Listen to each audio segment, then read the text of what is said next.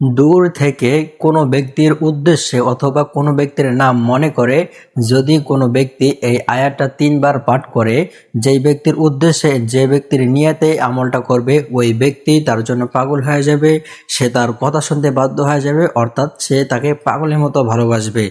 আমলটা শুরু করার আগে ৩ বার ইস্তেগফার পড়ে নিবেন। আস্তাগফিরুল্লাহ, আস্তাগফিরুল্লাহ, আস্তাগফিরুল্লাহ। এরপরে ৩ বার দরুদ শরীফ পড়ে নিবেন। যেই দরুদ শরীফ আমরা নামাজের মধ্যে পড়ে থাকি ওই দরুদ শরীফ আপনারা ৩ বার পড়ে নিবেন।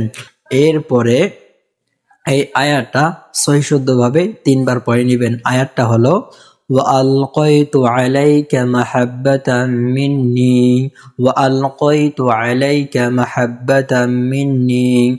এভাবে সহিশুদ্ধভাবে ৩ বার পড়ে নিবেন। পরে আবার দরুদ শরীফ ৩ বার পড়বেন।